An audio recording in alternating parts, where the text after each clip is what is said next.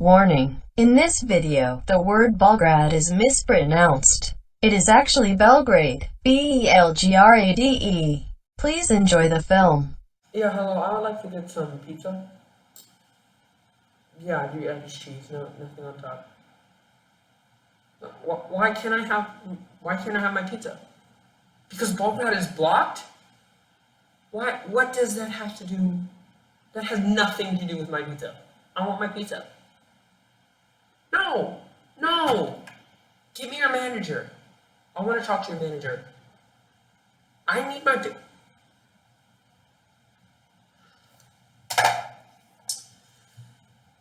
Well, seems that Belgrade is blocked. I wonder how.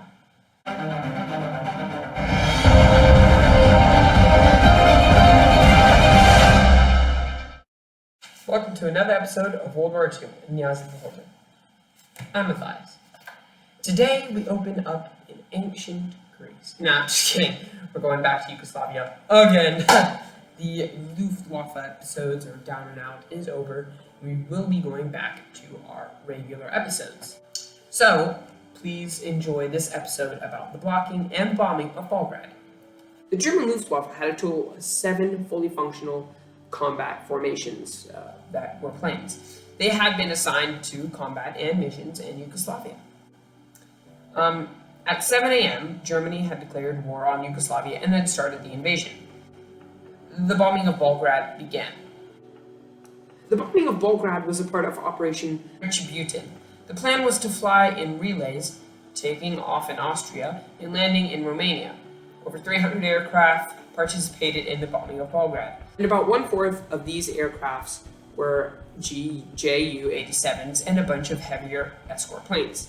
Belgrade was totally demolished by the Junker Ju-88s and Du-17s, while Stuka dive bombers bombed and destroyed Yugoslav airfields, closer batteries, and attacked planes in the air and on the ground.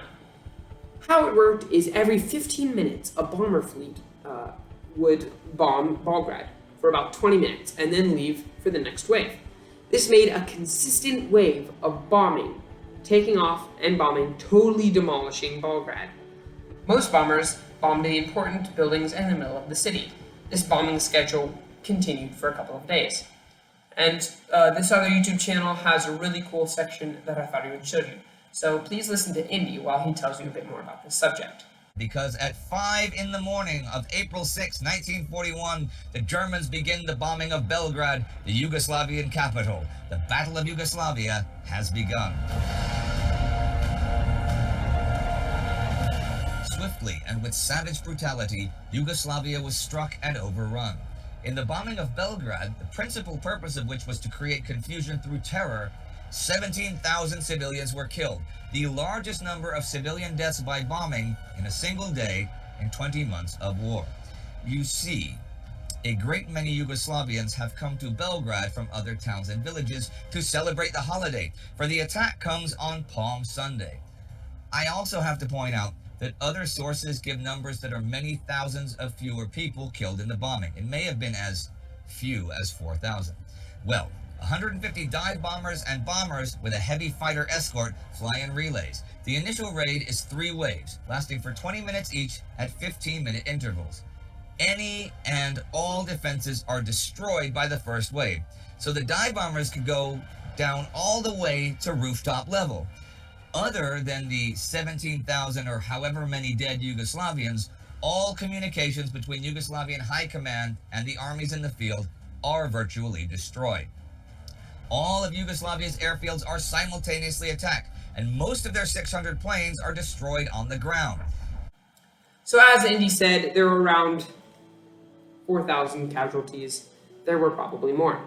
This was 4,000 men, women, and children that were killed in these attacks. The bombing also destroyed all communications, and they were already falling apart. And that destroyed the hope of the already falling apart Yugoslav army having any communication with their leaders. After the bombing and destruction of Belgrade, the Luftwaffe could move more planes and bombers to bomb Yugoslav airfields and places of strategic importance, help the troops on the ground, and bomb radio stations. And in general, help the whole invasion as a whole. Most of the Yugoslav government moved to the less destructed suburbs of Yugoslavia after the bombing of Belgrade began. The VVKJ had 6 squadrons defending Belgrade, most from the 32nd and 51st Fighter Groups. Later in the bombing of Belgrade, the 31st and the 52nd Fighter Groups would also help defend Belgrade. On April 6th, the VVKJ downed 20 planes with their Messerschmitt 109 ES and Hurricanes and Rigorschütze IK-3s. Which is kind of funny because now you have Messerschmitt 109s fighting Messerschmitt 109s, because the German planes were Messerschmitt 109s. And on April 7th, 12 more bombers and escort planes were shot down. The VVKJ had 20 fighters shot down and 15 more damaged severely, just on the 6th and 7th of April, the first 2 days of the invasion.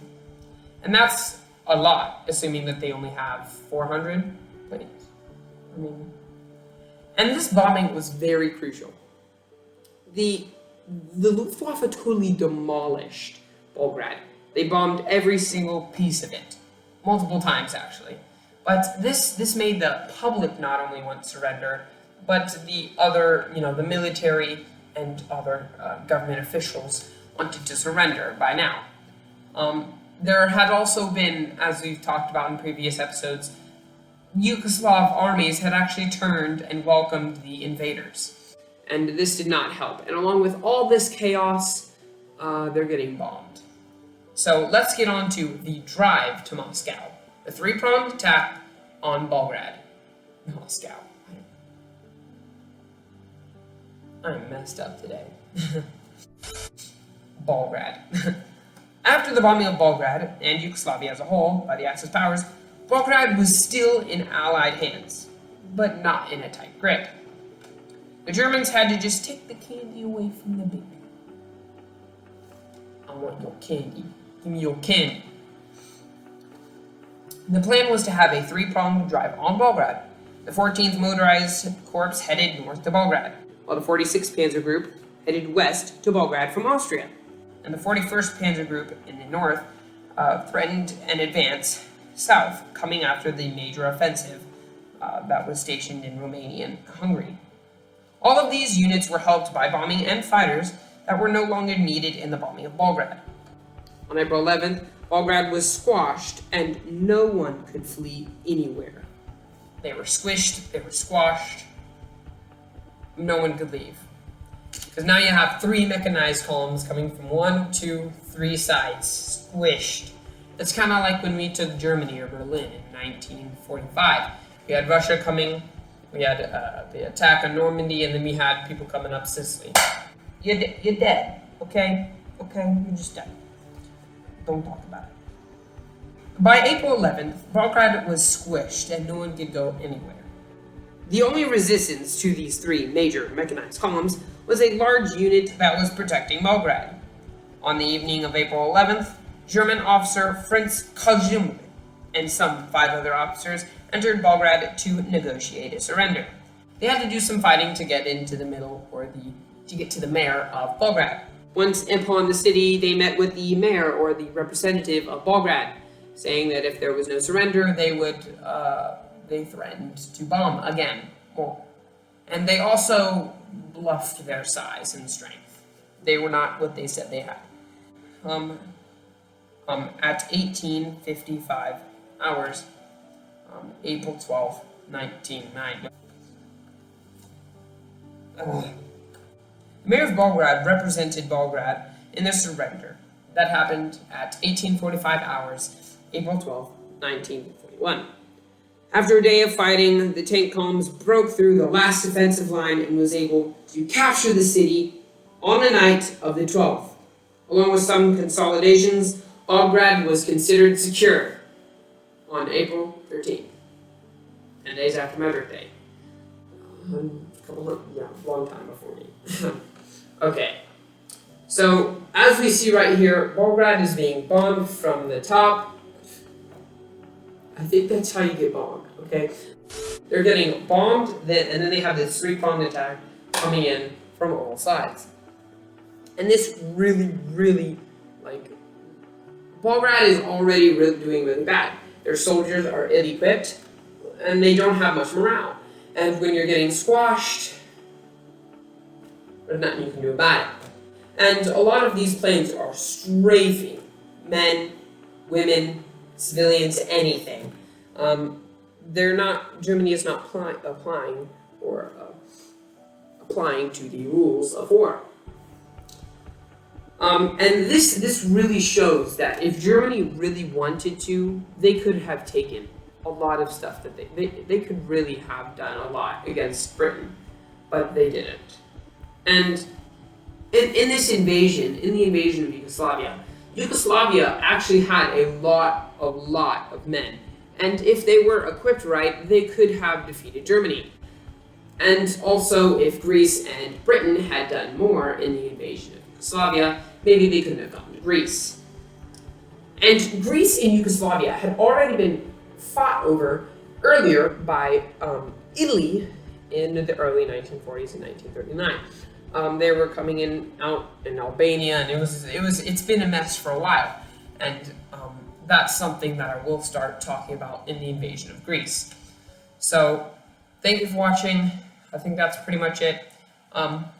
If you like this video, please like, share, subscribe. I have another channel that I'm uploading videos on. Pretty cool. Check that out. Link in the description. If you have not seen my other 2 Luftwaffe videos about the Luftwaffe Down and Out, written by my dad, you can go check that out. Link in the description. Link for the other... I honestly don't know what episode this is. I forgot. I think this is episode 9. Yeah. Sure, let's go with that. Okay, so all the other episodes are below. Please like, share, subscribe, and I'll see you next time.